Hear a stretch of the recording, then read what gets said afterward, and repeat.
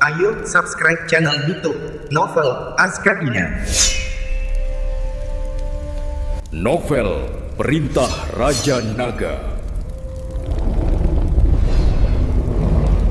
Bab 5517 dari Perintah Kaisar Naga. Bagaimana kau tahu? Mendengar kata-kata Lin Yuner, David tertawa. Sepertinya putri dari Komando Dongxiang bersekongkol dengan Pangeran ke-6, mengirimkan biksu kepada Pangeran ke-6 dalam bentuk ceramah, dan Pangeran ke-6 pasti akan memberinya imbalan. Tidak apa-apa. Terimalah kami. Jika putrimu tidak mengizinkanmu masuk, kami tidak akan memaksamu. Kata David. Baiklah, karena kau sudah memutuskan, maka aku akan membawamu ke sana. Lin Yuner menggertakkan giginya dan berkata, tapi kita harus berhati-hati, putri kita sangat mencurigakan. Dan aku curiga putri kita punya semacam kesepakatan dengan kuil, lalu terus mengirim biksu dari Kabupaten Dongxiang ke Istana ke-6. Beberapa biksu yang dikirim ke sana tidak pernah kembali, dan mereka yang kembali tampaknya telah menjadi gila. Aku pernah menyelidiki secara diam-diam, tetapi aku tidak dapat menemukan apapun. Ayahku juga dikirim kali ini. Aku ingin menemukan ayahku, tetapi aku tidak menyangka akan bertemu dua biksu dari Istana ke-6. David tersenyum tipis dan berkata, tebakanmu benar. Para biksu yang dikirim ke sana secara nominal memberikan ceramah, tetapi sebenarnya mereka sedang mengumpulkan jiwa mereka. Para biksu yang jiwanya dikumpulkan akan perlahan-lahan menjadi gila, dan kultivasi mereka akan mandek, dan mereka tidak akan bisa berlatih lagi. Ah, bagaimana kau tahu? Lin Yuner tidak menyangka David tahu. Tentu saja aku tahu, karena aku baru saja menghancurkan altar tempat Istana ke-6 mengadakan kelas beberapa hari yang lalu, dan juga menghancurkan guci jiwa yang mengumpulkan jiwa. David berkata sambil tersenyum. Wajah Lin Yuner dipenuhi rasa tidak percaya. Dia tidak menyangka David berani menghancurkan barang-barang Istana ke-6 dan secara terbuka menentang Istana ke-6. Lagi pula, di surga ke-7, Istana ke-6 adalah cabang dari kuil, dan tidak ada yang ingin memprovokasinya. Putri kita sungguh tercela. Ayahku juga dalam bahaya. Aku akan membawamu mencari putri kita sekarang. Kata Lin Yuner, menggertakkan giginya karena marah. David mengangguk, lalu menatap kedua biksu berjubah hitam itu. Keduanya tahu tujuan mereka, jadi wajar saja mereka tak bisa membiarkan mereka hidup-hidup. Tatapan membunuh terpancar di matanya, bagai dua pedang dingin. Kedua biksu itu seolah menyadari niat David, dan raut wajah mereka tiba-tiba berubah ngeri. Rekan Taois, ampuni kami. Kami tidak tahu apa-apa. Tolong lepaskan kami. Mereka segera berlutut dan memohon ampun, berharap nyawa mereka terselamatkan. Tubuh mereka gemetar terus-menerus, bagaikan domba yang siap disembelih. Namun David tetap bergeming, tatapan membunuh terpancar di matanya. Ia tak akan pernah menunjukkan belas kasihan kepada orang-orang di kuil. Terutama Istana ke-6. Ia memikirkan semua kejahatan yang mungkin telah dilakukan Istana ke-6, dan diam-diam bersumpah akan membuat mereka membayar perbuatan mereka. Sedangkan untuk kepala Istana ke-4, itu adalah pengecualian. Karena kau dari kuil, matilah. Sebelum ia sempat menyelesaikan kata-katanya, dua semburan api hitam dan putih menyembur dari ujung jari David, langsung menelan kedua biksu berjubah hitam itu. Api itu, bagaikan dua naga yang mengamuk, membawa aura penghancur. Kedua biksu itu bahkan tak sempat berteriak sebelum mereka lenyap menjadi abu, tak meninggalkan jejak. Angin kencang bertiup, dan abunya berhamburan, seolah-olah tak pernah ada. Lin Yuner tercengang melihat pemandangan itu. Mereka tak pernah menyangka David begitu tegas, membunuh tanpa ragu. Senior, kau? Lin Yuner tergagap, menatap David dengan tatapan kagum sekaligus takut. Ia bertanya-tanya apa yang telah dilalui pria ini hingga memiliki kekuatan dan ketegasan yang begitu dahsyat. David mengalihkan pandangannya dan berkata dengan tenang, orang-orang dari Istana ke-6 telah melakukan banyak kejahatan dan pantas mati. Ayo kita pergi ke Kabupaten Dongxiang. Lin Yuner mengangguk dan berbalik untuk berjalan menuju Kabupaten Dongxiang. Humazi dan David bergegas mengikutinya, dan mereka bertiga dengan cepat menghilang di terpa angin dan pasir di gurun. Bab 5518 dari Perintah Kaisar Naga tiba di Kabupaten Dongxiang. Angin dan pasir terus bertiup sementara David dan Humazi mengikuti jejak Lin Yuner, menuju Kabupaten Dongxiang. Lin Yuner memimpin jalan, langkahnya ringan dan mantap, seolah ia mengenal gurun itu seperti punggung tangannya. Seberapa jauh Kabupaten Dongxiang dari sini? Tanya Humazi dengan tidak sabar. Perjalanan berhari-hari membuatnya agak kelelahan, dan kini dengan tujuan yang jelas, ia semakin bersemangat untuk menemukan lokasi aula ke-6 kuil ilahi. Hampir sampai. Setelah melewati bukit pasir di depan, kita akan melihat tembok Kabupaten Dongxiang, kata Lin Yun'er sambil menunjuk ke depan. Benar saja, tak lama kemudian, sebuah kota megah mulai terlihat. Tembok Kabupaten Dongxiang menjulang tinggi ke langit, terbuat dari batu biru besar, berkilauan. Di bawah sinar matahari, para penjaga berdiri di sekitar tembok, tatapan mereka waspada mengamati sekeliling, seolah-olah sedang berjaga-jaga. Bagaimana kita masuk? Tanya Humazi. Dia tahu bahwa kebanyakan kota memiliki peraturan masuk dan keluar yang ketat, apalagi yang berhubungan dengan aula ke-6 kuil suci. Lin Yun'er berpikir sejenak dan berkata, saya dari keluarga Lin, mereka seharusnya mengizinkan saya masuk. Sedangkan kalian berdua, kalian mungkin perlu menyamar. Menyamar? Humazi sedikit bingung. Lin Yun'er mengangguk dan berkata, benar, saya khawatir mereka akan mengenali Anda sebagai orang luar dan menyebabkan masalah yang tidak perlu. David tidak peduli, tidak perlu repot-repot, kita bisa langsung masuk. Setelah mengatakan itu, dia berjalan langsung menuju gerbang kota. Melihat ini, Lin Yun'er dan Humazi tidak punya pilihan selain mengikutinya. Melihat seseorang mencoba masuk, para prajurit penjaga kota segera melangkah maju untuk menghentikan mereka. Berhenti. Siapa kalian? Tanya seorang prajurit dengan tajam. Tatapannya tajam ke arah David dan Humazi, seolah meragukan identitas mereka. Lin Yun'er segera melangkah maju dan berkata, saya Lin Yun'er dari keluarga Lin. Mereka berdua adalah teman saya. Kami akan memasuki kota. Prajurit itu mengamati Lin Yun'er dari atas ke bawah, memastikan bahwa ia memang dari keluarga Lin, sebelum menambahkan, jadi, Nona Lin, tapi mereka berdua. Sebelum ia sempat menyelesaikan kata-katanya, David melangkah maju, memancarkan aura yang kuat. Aura itu bagaikan gunung tak terlihat, mencekik para prajurit penjaga kota. Minggir, teriak David dingin.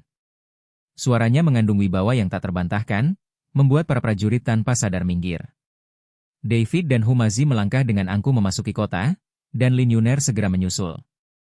Setelah memasuki kota, Humazi bertanya dengan agak bingung, David, kenapa kau baru saja melepaskan auramu? Bukankah itu hanya akan menarik perhatian?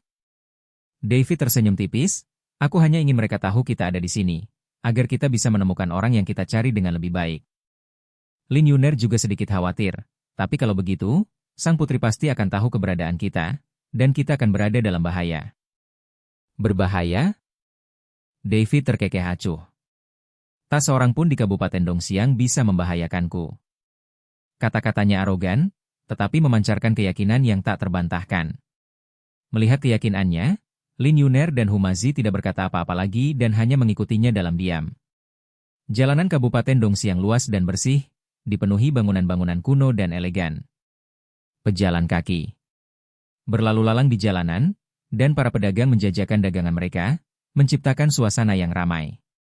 Jika bukan karena kabar bahwa sang putri bersekongkol dengan kuil ke-6, tak seorang pun akan menduga bahwa kota yang tampak damai ini menyimpan rahasia yang begitu dalam. Kita mau kemana sekarang? Tanya Humazi. Lin Yun'er berpikir sejenak dan berkata, ayo kita ke rumah keluarga Lin dulu. Aku ingin tahu apakah ayahku sudah kembali. Bab 5519 dari Perintah Kaisar Naga Kehilangan Memori. David mengangguk. Baiklah, mari kita ke kediaman Lin dulu dan lihat apa yang terjadi. Mereka bertiga segera tiba di rumah keluarga Lin. Rumah keluarga Lin sangat luas, arsitekturnya sederhana dan elegan, sebuah bukti sejarah yang kaya dari sebuah keluarga besar. Lin Yun'er, ditemani oleh David dan Humazi, memasuki rumah tersebut. Para pelayan menyambutnya dengan hormat. Nona, Anda kembali, seorang kepala pelayan tua bergegas maju. Lin Yun'er mengangguk. Kepala pelayan Sang, apakah ayah saya kembali? Kepala pelayan Sang menjawab, Tuan baru saja kembali dan menunggu Anda di ruang kerja. Jantung Lin Yun'er berdebar kencang. Benarkah? Ayah saya benar-benar kembali? Kepala pelayan Zhang mengangguk. Ya, Tuan baru saja kembali beberapa saat yang lalu. Lin Yun'er bergegas ke ruang kerja, diikuti oleh David dan Humazi. Di dalam, seorang pria parubaya berjubah panjang duduk di kursi. Wajahnya lesu, matanya terukir kelelahan. Jelas pria ini adalah ayah Lin Yuner. Ayah! Lin Yuner berteriak kegirangan. Ayah Lin mendongak dan melihat Lin Yuner, senyum tersungging di wajahnya. Yuner, kamu kembali. Namun ketika melihat David dan Humazi, senyum di wajahnya membeku. Siapa mereka berdua? Ayah Lin bertanya dengan ragu. Lin Yuner cepat berkata, Ayah, mereka berdua temanku, mereka di sini untuk membantu kita. Ayah Lin berpikir sejenak, lalu berkata, bantu kami? Apakah ada yang keluarga Lin kami butuhkan? Wajah Lin Yuner tiba-tiba menjadi gelap. Ayah, apa ayah tidak ingat menghadiri kuliah pembukaan istana ke-6? Secercah kebingungan melintas di mata ayah Lin. Istana ke-6? Kuliah pembukaan? Aku tidak ingat. Hati Lin Yuner mencelos. Ayah, bagaimana mungkin ayah tidak ingat? Ayah jelas menghadiri kuliah pembukaan istana ke-6. Ayah Lin menggelengkan kepalanya. Aku benar-benar tidak ingat. Aku hanya ingat menghadiri pertemuan penting. Mengenai isi pertemuan itu, aku tidak ingat apapun. Hati Lin Yuner semakin gelisah. Ia tahu arwah ayahnya pasti telah diambil oleh istana ke-6, itulah sebabnya ia kehilangan ingatannya. Ayah, jangan khawatir, Lin Yuner menenangkan. Kami akan menemukan cara untuk membantu ayah memulihkan ingatan ayah. Ayah Lin mengangguk, tetapi matanya masih berkilat bingung. David dan Humazi terdiam melihat kejadian ini. Ayah Lin memang pernah melihat ini di kota angin hitam. Saat itu, David menyerap jiwa orang-orang ini dan menggunakannya sebagai sumber daya untuk kultivasinya sendiri. Mencoba memulihkan jiwa dalam situasi seperti ini sungguh mustahil. Namun, David terlalu malu untuk memberitahu Lin Yuner secara langsung. Lagi pula, Davidlah yang menyerap jiwa ayah Lin. Dalam situasi itu, para kultivator ini tertipu dan ingin menyerang David satu persatu. Tentu saja, David tidak dapat membantu mereka. Apa yang harus kita lakukan sekarang? Tanya Humazi. David berpikir sejenak, lalu berkata kepada Lin Yuner, Nona Lin, mari kita pergi ke istana putri dulu. Mungkin putri Anda punya cara. Ya, sang putri mengirim ayah saya ke sana. Kita harus menemukannya. Wajah Lin Yuner dipenuhi amarah. Mereka bertiga segera berjalan menuju istana putri. Istana putri terletak di pusat Kabupaten Dongxiang. Luasnya lebih besar dari istana Lin dan memiliki gaya arsitektur yang lebih mewah. Dua baris penjaga berdiri di depan gerbang istana, mata mereka dengan waspada mengamati setiap orang yang masuk dan keluar. Berhenti.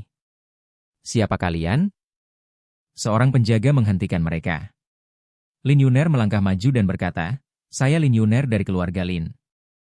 Saya ingin bertemu dengan sang putri. Penjaga itu mengamati Lin Yuner dari atas ke bawah, lalu berkata, sang putri sedang mengurus urusan resmi dan tidak akan bertemu dengan orang luar. Bab 5520 dari Perintah Kaisar Naga, Fitnah. Orang luar? Seru Lin Yuner, sedikit kesal. Saya anggota keluarga Lin, bagaimana saya bisa dianggap orang luar? Penjaga itu tetap bergeming. Ini perintah sang putri, dan tak seorang pun terkecuali. Lin Yuner hendak mengatakan sesuatu, tetapi David menghentikannya. Minggir, cibir David. Suaranya mengandung tekanan yang kuat, membuat penjaga itu tanpa sadar minggir. David dan Humazi melangkah dengan angkuh ke kediaman sang putri, dan Lin Yuner buru-buru mengikutinya.